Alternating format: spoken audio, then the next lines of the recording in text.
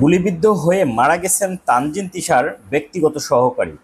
কোটা সংস্কার আন্দোলনে বেশ কয়েকদিন উত্তপ্ত ছিল দেশ। গুলি হামলা পাল্টা হামলায় উত্তপ্ত হয়ে ওঠে রাজপথ। সহিংসতায় প্রাণ হারায় অনেকে। আন্দোলনকে কেন্দ্র করে সৃষ্টি সহিংসতায় গুলি থেকে রেহাই পায়নি জনপ্রিয় মডেল ও অভিনেত্রী তানজিন তিশার ব্যক্তিগত সহকারী আলামিন। 19 জুলাই বিকেলে উত্তরা হাউস বিল্ডিং এলাকায় আলামিন গুলিবিদ্ধ হয়ে মারা যায়। গণমাধ্যমে অভিনেত্রী নিজেই খবরটি নিশ্চিত করেছেন।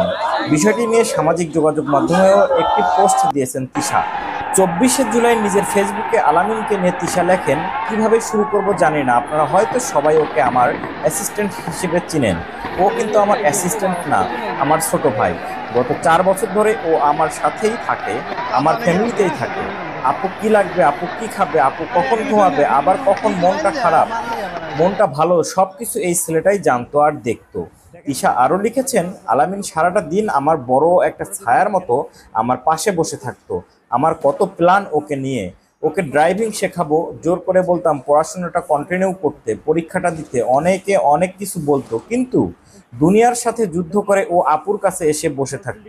ঈদের দিনগুলো আগে আমার সাথে থাকতো, তারপর ওর ফ্যামিলির সাথে। ও কত বকা দিয়েছি, এত মন খারাপ করে থাকতো। আবার একটু পর ঠিকই বুঝাতাম, একটা না দুইটা গুলি কি করে নিয়েছে এই বাচ্চা ছেলেটা। সবশেষে তিশা লিখেছেন, আলামিন কোনো দল অথবা কোনো কিছুর সাথে জড়িত ছিল না। ওর বিগত 4টা বছর আমার সাথে, আমার কাজের এবং আমার পরিবারের সাথেই কেটেছে। ওর জীবনে কোনো পাপ নাই। খুব ছোট একটা মানুষ। এই 4 বছর আমার কাছে বড় হতে দেখলাম। দোয়া করবেন সবাই আল্লাহর কাছে যেন সুন্দর জীবনে থাকে। তবে এ বিষয়ে তানজিন তিশাকে মুঠোফোনে না পাওয়া গেলেও তার ঘনিষ্ঠ পরিচালক রাফাত মজুমদার রিংকু গণমাধ্যমে বলেন, সহকারী মৃত্যুর পর তিশা মানসিকভাবে ভেঙে পড়েছেন। হয়তো এ কারণে ফোন রিসিভ করছেন না। তবে ঘটনা সত্য। শুনেছি 19 জুলাই বিকেলে উত্তরা হাউস বিল্ডিং এলাকায় আলামিন গুলিবিদ্ধ হয়ে মারা যায়। 20 জুলাই সকালে তিশা আমাকে ফোন দিয়ে কাঁদতে কাঁদতে খবর জানায় ওর মনটা খুবই খারাপ।